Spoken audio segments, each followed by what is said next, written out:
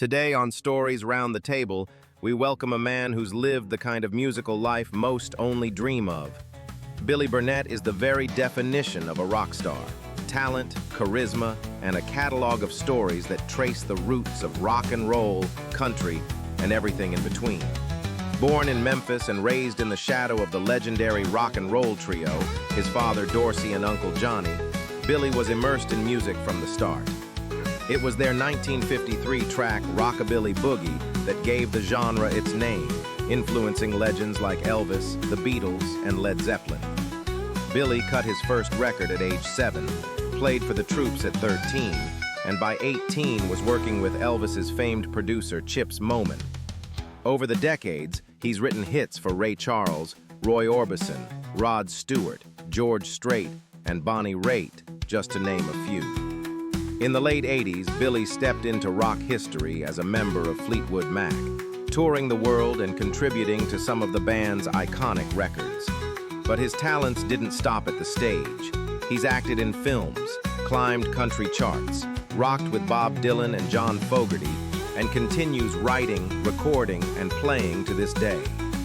From Memphis to Malibu, from the roots of rockabilly to the heights of classic rock and country, this is the extraordinary journey of Billy Burnette.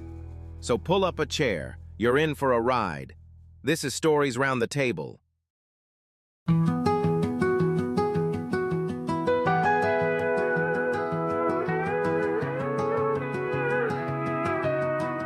In the heart of country music's timeless tradition, where stories are woven into the very fabric of our souls, gather round the table for a journey into the heart of the songs, the singers, and the stories that define our world.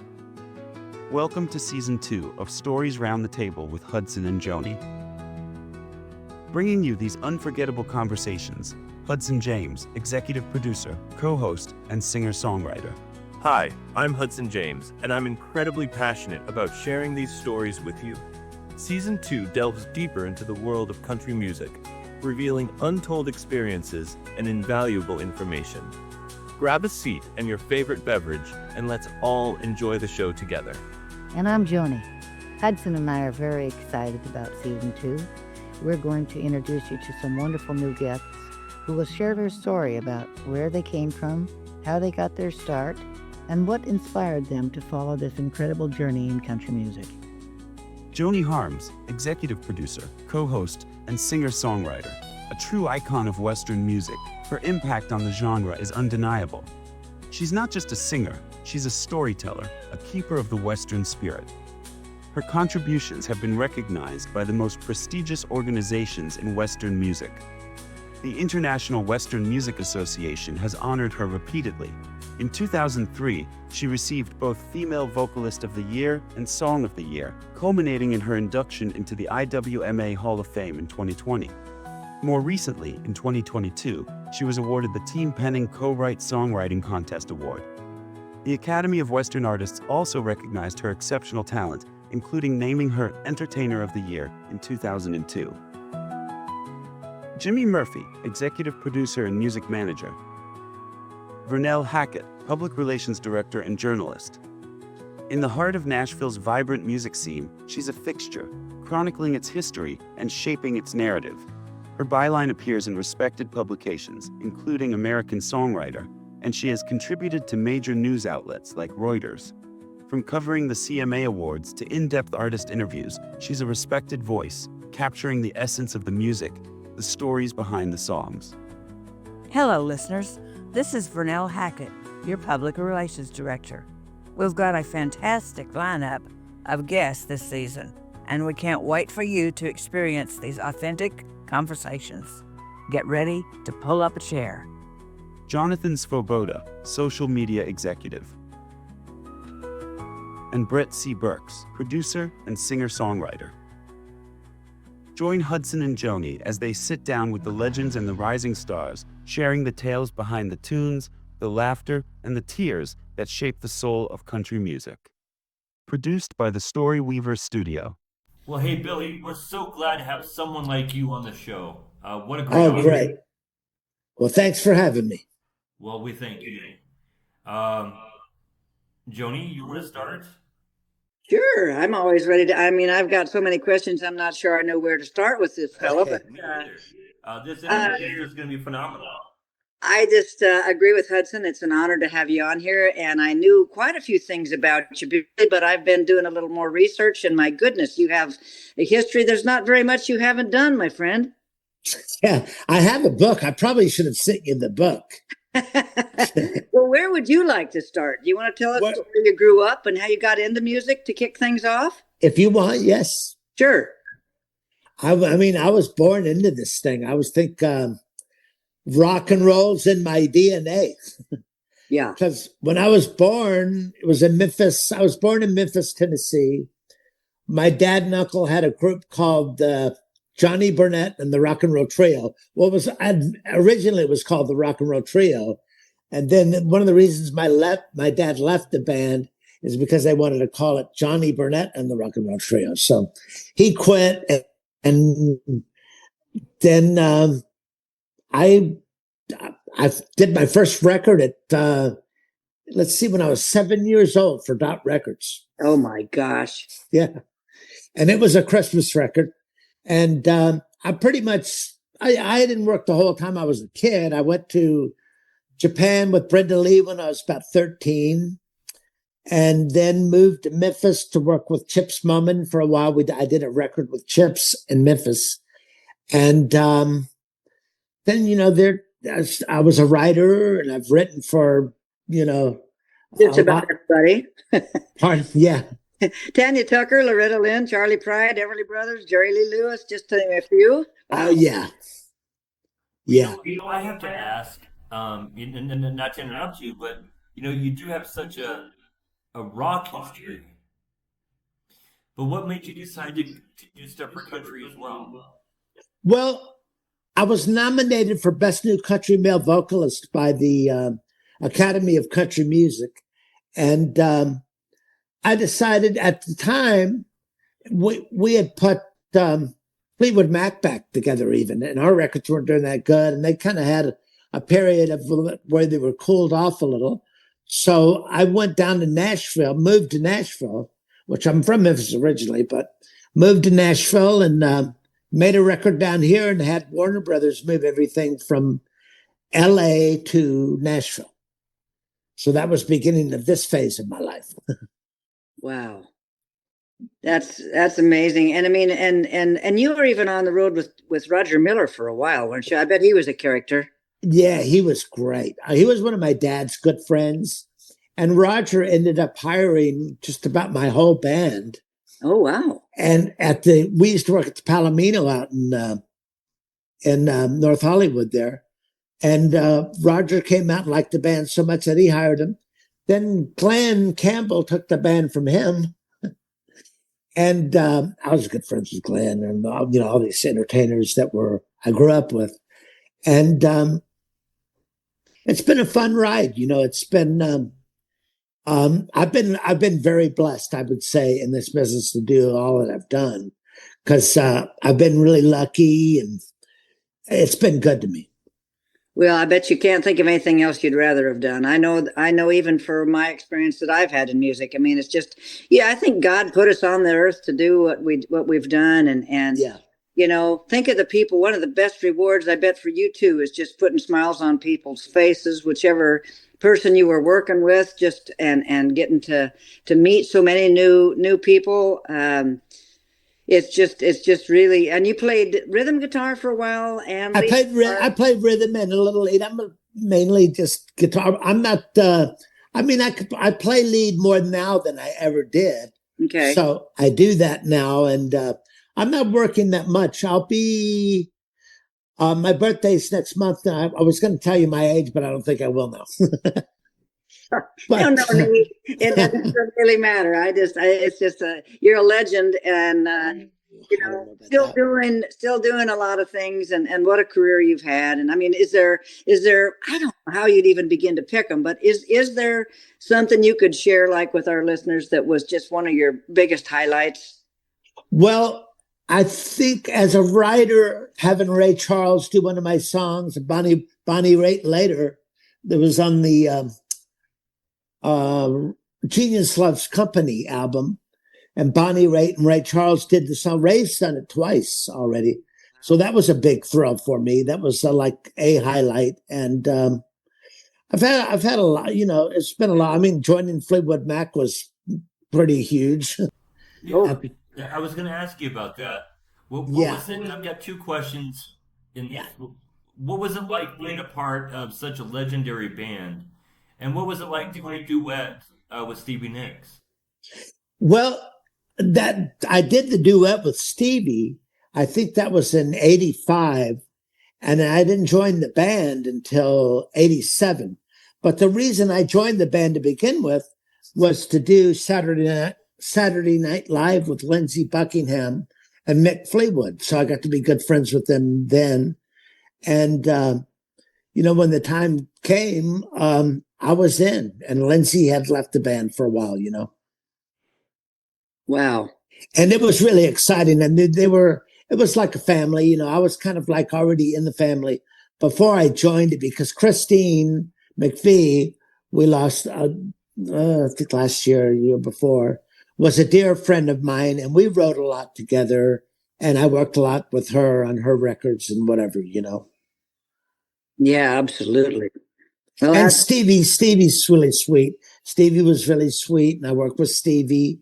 And when I was with Fleetwood Mac, it was a great band. I mean, we had Rick Vito on guitar, and me on guitar, and then John, Mick, and Stevie and Christine. So it was quite a band. I mean, they were a great band. Yeah, I don't think it matters what genre of music a person listens to. Everybody knows who Fleetwood Mac is. It's really simple. Yeah. That sure do. I'm a pretty true blue country fan though too, and I've always been a huge fan of George Strait, and I really like Sean Camp's writing, Dennis Morgan, great guys, and you guys all three got together and wrote River of Love, that was a #1 for George, right? Yeah, that was right. That's right. That was a big thrill. George is a great artist, great singer. I'm a fan myself of country music, and of course I live here in Nashville. Yeah. So how could you not be? But I think they'd probably kick you out of town if you're not. Pardon? They'd probably kick you out of town if you're not a fan. I think they probably want to run me out of town anyway, but that's another. I was just going to ask you if one of the boys got that to George, or how did somebody pitch it to him, or did? Yeah, I had a publisher for a long time. I was with Barbara Orbison, Roy Orbison's widow. Right. And they were a real good publishing company, and Sean was with a good one, and Dennis has his company. So we all just pitched the song, but we'd heard that George picked it and liked it, and then he cut it, So it's just one of those things where, I wish I had a few more of those, but, it's a pretty big artist. Well, I was just going to say, what is an additional thing to add to what you've already accomplished? And that's I mean, that was a #1 record, and it was a big one, So that was a good one.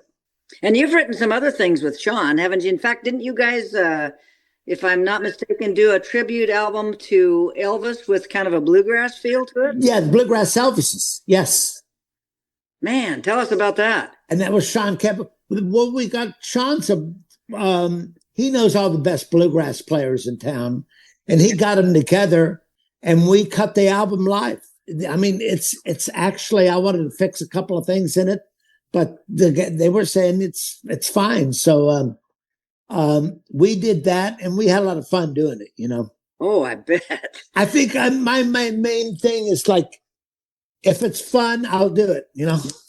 Absolutely. Yeah. Everything's got to be fun, or why do it? And how did you pick the songs of Elvis's? Was that a challenge to pick out just an album's worth of material? No, I mean, my dad and mother grew up with Elvis. Wow. They knew him, but my dad used to run Elvis off from their rehearsals at the Rock and Roll Trio, because he was just a kid. He was younger than them, and the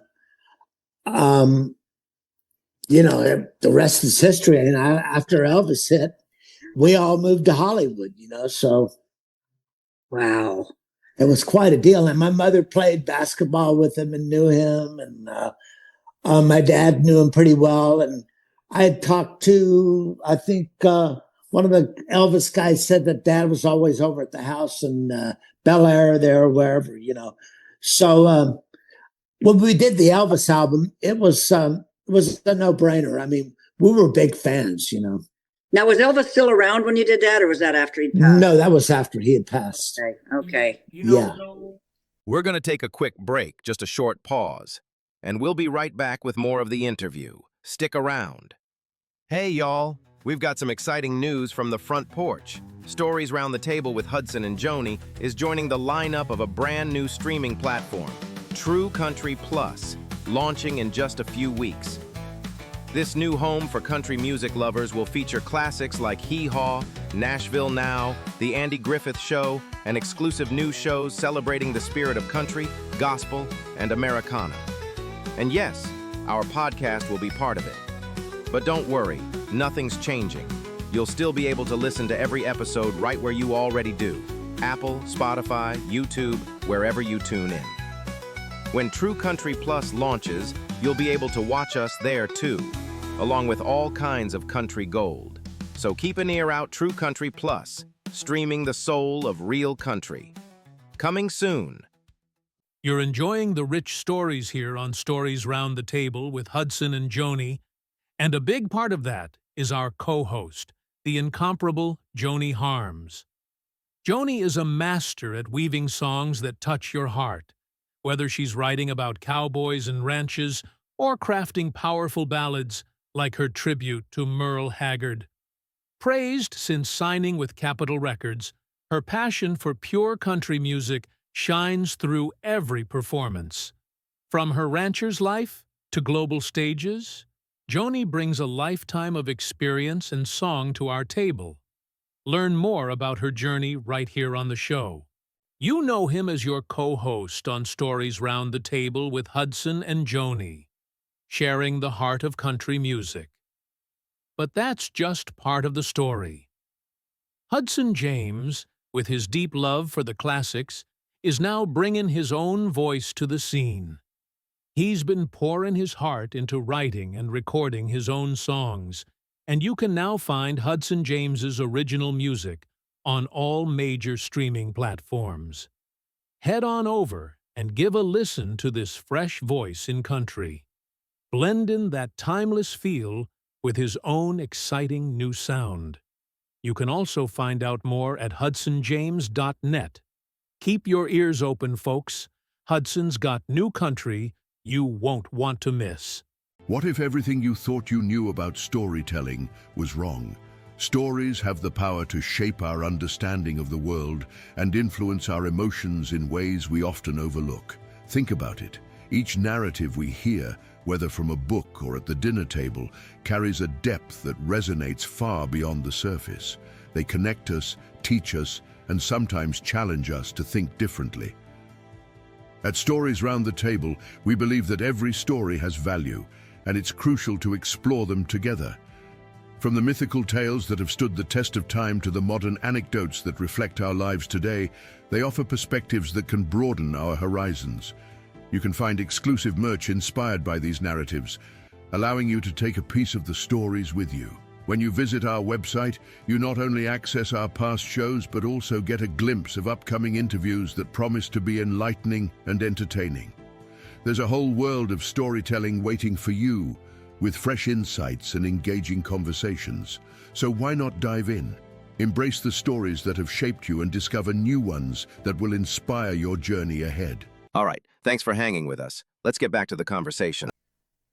You grew up in such a music legend, a legacy.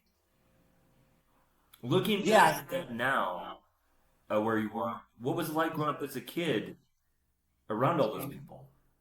Well, growing up as a kid, I thought that everybody talked at breakfast how their record was doing or what was going on. I mean, that was my world. That's all I knew because that's all my dad did. I mean, he wrote a lot of the Rick Nelson hits, It's Late and Believe What You Say. And Rick was a big part of probably, getting me through school and everything. So you would just seem normal. Pardon? So for you, it just seemed normal. Oh, yeah. Yeah. To me, I mean, I thought everybody played music and played the guitar and whatever, you know. So I just grew up in it, and I've been blessed, you know, to have my career. Now, you had other members of your family, not just your mom and dad, that also played, did you? Oh, yes, yes. My brother John plays, and my brother Patrick plays, and my cousin Rocky Burnette. He had a big hit with "Tired of Towing the Line." Oh, yeah. Yeah. Wow. So I bet you, kind of like, you know, your holidays, it was all about music. Probably even your Easter get together involved some music. I bet you, didn't it? Oh, yeah. Everything revolved around music in my house. Yeah. Yeah, that's funny because so many, you know, that's the way I was too. I thought that everybody did that on Sunday afternoons after church. Came home and Mama cooked, and then we all just play and sing, and it was strange to me when I found out that wasn't the way it worked in everybody's family. Yeah, it's wild, isn't it? Oh golly! You know, but what a privilege that you both got that opportunity. There's many people, and even kids in the world today, that wish they could grow up that way, and they don't.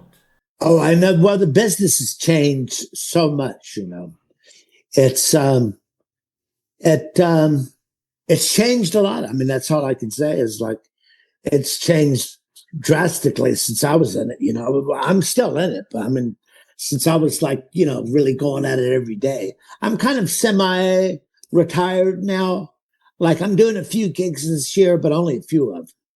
You know, Yeah. you raised a good question. You have been in it for a really long time, and the music industry landscape has changed so much since you started your career. What are your thoughts on the current state of country music and other genres?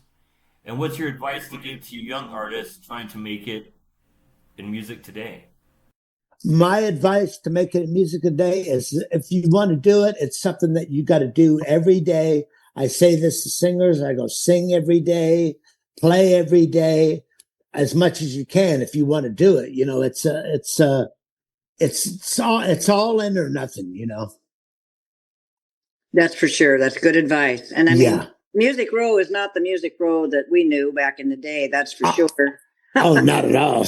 It's kind of not even there anymore. So it is. Do you think it's harder? I think it is to get somebody kind of to listen to if you're a songwriter, because there's none of those little publishing houses like we used to write in, and you know, I wrote for Anne Murray, and then I wrote for Charlie Daniels Company, and it was just kind of like a fellowship down there on Music Row. Everybody'd go write for the morning and then go out to lunch, and it was just a group of people that was so much fun, and then the publisher would pitch the songs, and it's so different. I don't know how you'd even go about it right now.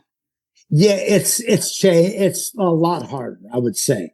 Yeah. I mean, it's changed so much. I mean, there's certain singers I like today. I think there's some great artists around. I mean, I have a lot of them that are my favorite. You know, I listen to. Yeah. All the time, you know. So, but I haven't bought a record in a long time. Well, that's kind of going away anyway. Most people don't. I know. You stream everything. You know, I've got everything that I need to listen to on, you know, whether it's Spotify, Pandora, or whatever. You know.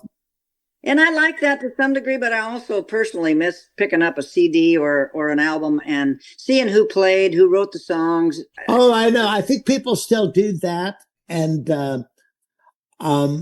But it's changed so much. It's like, you know, sales are not at all what they used to be. I mean, there's artists I know that are just, you know, it's tough to make ends meet these days, you know? Yeah, we thought in the 90s that people had money or hands in your pocket. Oh, yeah. But now, I mean, all these different platforms, they really have their hands in their pockets. Oh, yeah, it's amazing. I mean, it's amazing. I don't watch a lot of the talent shows that are on, you know, but I do watch a lot of TV there's a lot of artists. There's a lot of great artists out there today, and there's some that are that I don't listen to. So it's changed, and there's the stuff. I guess the most stuff I did mainly with Sean and Dennis. We were more traditional kind of country writers. You bet. Those are a couple of great ones. And I mean, Yeah. was there other ones that come to mind that not just that one for George that you three wrote together? Oh, My Love Will Not Change. The one that Aubrey Sellers did is a real one of my favorite songs that we've written with Sean. I think Del McCoury Band has done it, and a lot of people have done that one. Yeah. Wow. How fun. Well, it's like we've said in the beginning, just an honor to hear some of your stories. And you've been all around the world, really. Was there like stories when you played in the other countries? Were you amazed? At how many people, even if it was you were singing in English and they were listening and they didn't even really understand English, how they knew your songs and were singing along with you? Oh yeah, I do rockabilly festivals. And I do Fleetwood Mac gigs. So I have to change my set, from Fleetwood Mac to Rockabilly to myself. So there's 3 different kind of gigs I do, but mostly I get booked on the Rockabilly shows. I'm doing one in London this year, one in Italy and in Switzerland. And I don't even have an agent now. So everybody that calls is just gigs that I've done in the past that they'll have me back for, Oh, yeah. But isn't it amazing when you look out in the audience and they can't really speak English, but yet they're singing your song? Oh, they know everything. Those guys in Europe are bigger fans, I think, than the people over here, I would agree with you. Yeah. Would agree with you, Billy. I've noticed that too. And I remember one of my favorite things was I was in Spain and they didn't know what I was, really a lot of it, but boy, were they into it. And they were singing along on some of my songs. And then you'd go do a meet and greet afterwards and because you think that they are understanding what you're saying. And so you try to talk to them and they're clueless of what you're saying when you're speaking to them. It's just amazing. Yeah, I do festivals in Madrid, so I like you. I've done a lot over there. Yeah, yeah, and you're absolutely right. That's the way it is. Yeah, but they're pretty special fans. I really would agree with you that some of the times I've been over there, I felt like they make you so welcome. It's actually worth the long journey over. Oh yeah, it really is. I do some of them where they have parades for me and all kinds of stuff. So oh my goodness, how neat is that? It's been fun, yeah. There's it's a lot of fun to do too, and at the Rockabilly stuff, the Rockabilly festivals I do, all they want to hear is the rock and roll trio and Rockabilly songs. Oh yeah, they love that over there. So I get up and I can see them singing every one of them, and like Train Kept a Rolling, they'll sing that and Tear It Up and Rockabilly Boogie. It's just, they just go crazy. Absolutely. Oh, yeah. Well, I know that I could talk all day here, but I know we've only got about a half an hour here, so I better share it with Hudson and say, is there anything else you want to ask Billy about? I'm speechless. So many stories. What a credible career. And we talked about this earlier. But as you said, you're a huge rock fan. And most people only want to stick in the genre that they prefer the most. I'm sorry, I missed the last part of that. Most people will only stick in the genre that they prefer the most. But you have such a history in so many different aspects. Yeah, I kind of always have been like that because, pop radio used to be all kinds of music, So... Is it just your love for music in general? It's just whatever. I think rock and roll is my favorite genre. If you want to say that, I'm a rock and roll freak. I like the rock and roll stuff. I always have. So I kind of lean that way. In fact, we just had a song right before Jerry Lee Lewis passed. He cut the song. I've had a couple of cuts by him. But he was great. And I played down there in Memphis. They put my dad and uncle in the Memphis Music Hall of Fame down there. So I went down and performed and hung out with Jerry Lee a little bit. And Priscilla was there. And it was a great show when they put them in. It was, really meant a lot to the family, them putting them in the Memphis Hall of Fame. And they were a great band. I mean, they were way ahead of their time and a lot of people don't realize that they weren't as big as they were because their records were banned in so many places. When you got a line in the song that says, honey, hush, don't make me nervous, I'm holding a baseball bat. And lyrics like that, might freak some people out. Yeah. Even in today's world, it might. Yeah, but still, well, probably more so in a way. But good music is good music, and I mean I like all kinds of music too. And I think most people are that way. So, yeah, I mean, who was it that said there's two kinds of music, good and bad? And that's exactly right. Exactly. I forget who said that. A famous artist said that one time. I can't remember, but there's been certain things that stick in my mind with that. Yeah, it's been great. I'm doing some festivals over in Europe this year, so I just had to cancel a couple this morning because I'm just not quite ready to get out there right now. So I will do these other gigs that are coming through, a few this year. And the best way for our listeners to follow you and find out where you're going to be is your website. And then if they want to listen to your music, just like you just said a few minutes ago, just all social media outlets, I suppose. And I'm on Spotify and all those formats, Yeah. Yeah. So it's like when I practice, I usually just turn on Spotify and play my page, That's perfect. Yeah, so that's all I need to get playing and get working. But well, you sound like you're still, what a career, but you're still going strong. I mean, I'm impressed with that, and I just personally want to say I wish you all the best. Don't stop. You have too much talent to share, and too many more songs in you to write, and so just keep entertaining us. And golly, great pleasure to have you on the show today. Well, thank you so much. You guys have been great, and it's been a lot of fun. Yeah.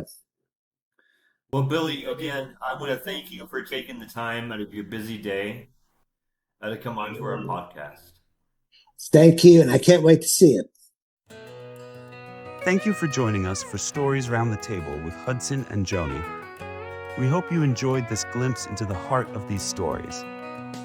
If you loved this episode, please subscribe and leave a review wherever you listen to podcasts.